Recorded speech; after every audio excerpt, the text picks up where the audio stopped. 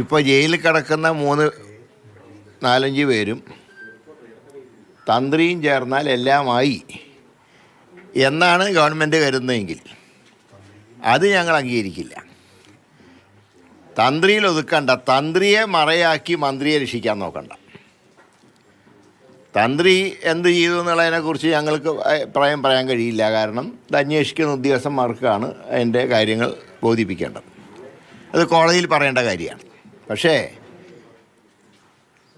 ഈ ദേവസ്വം ബോർഡ് ഭരണകർത്താക്കൾ മാത്രം വിചാരിച്ചാൽ ഇങ്ങനെ സ്വർണം കടത്തി കൊണ്ടുപോകാൻ കഴിയുമൊന്നുമില്ല.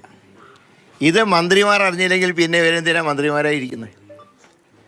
അതായത് സ്വന്തം വകുപ്പിൻ്റെ കീഴിലൊരു കൊള്ള നടക്കുമ്പോൾ അത് കണ്ടുപിടിക്കാൻ മന്ത്രിമാർക്ക് കഴിഞ്ഞില്ല എന്ന് പറഞ്ഞാൽ ആരാ വിശ്വസിക്കുക? പ്രത്യേകിച്ച് മാർക്സിസ്റ്റ് പാർട്ടി പോലത്തെ സംവിധാനത്തിൽ. ഇത് അറസ്റ്റ് ചെയ്തവരെല്ലാം ഒരു പാർട്ടിക്കാരല്ലേ?